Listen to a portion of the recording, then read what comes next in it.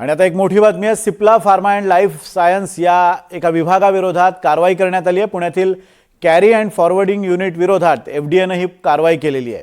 युनिटचा औषध विक्री परवाना रद्द करण्यात आला आहे। रिॲक्टिन प्लस औषध माघारी बोलवण्यासंदर्भात त्रुटी आढळल्या। युनिटच्या पॅकिंग आणि साठवणुकीसंदर्भातही त्रुटी आढळल्यानं ही कारवाई करण्यात आल्याचं समजतंय।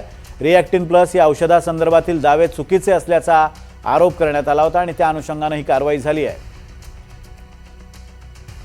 सिप्ला संबंधित युनिटला एफडीएनं मोठा दणका दिलेला आहे। हे युनिट बंद करण्यात आलेलं आहे। रिॲक्टिन प्लस औषधासंदर्भात दावे होते आणि त्या संदर्भात ही कारवाई करण्यात आली। ऋतिक गणकवार आपले प्रतिनिधी आपल्याला अधिक अपडेट्स देत आहेत। ऋतिक, मोठी कंपनी आहे सिप्ला, ही नामवंत अशी कंपनी आणि अशा कंपनी विरोधात ही कारवाई करण्यात आली आहे।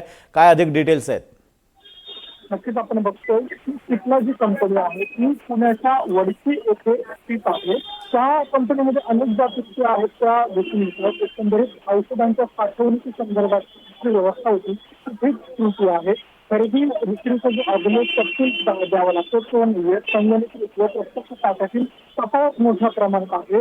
संदर्भातील निर्देशांचं पालन त्यांनी केलेलं नाही। औषधाचा साठा जो आहे तो जमिनीमध्ये ठेवल्याचं एफडीएला निदर्शनास आलं। ज्यावेळेस 27 तारखेला एफडीएने पूर्ण तपासणी केली त्यानंतर ह्या सर्व त्रुटी ज्या आहेत त्या आढळल्याचं पाहायला मिळतं। त्यामुळं सिप्ला ही औषध इंडस्ट्रीची मोठी कंपनी मानली जाते, नामांकित कंपनी आहे, तिच्यावरती मोठी कारवाई झालेली आहे। त्यामुळे एक मोठा धक्का जो आहे तो सिप्ला कंपनीला बसल्याचं पाहायला मिळतं। एफडीएनं आपण बघितलं तर त्यावेळी जे रिॲक्शन प्लस टॅबलेट आणि शेड्यूल एक औषधं जे आहेत त्यांच्या ताब्यात घेण्यात आले की अँटीबायोटिक असा जो परवाना असलेला जो मजकूर असावा लागतो त्या औषधांवरती असल्याची मोठी गंभीर त्रुटी जी आहे ती दिसून आलेली आहे। त्यामुळं ही कारवाई जी आहे ती एफडीएने केल्याचं आपल्याला पाहायला मिळते।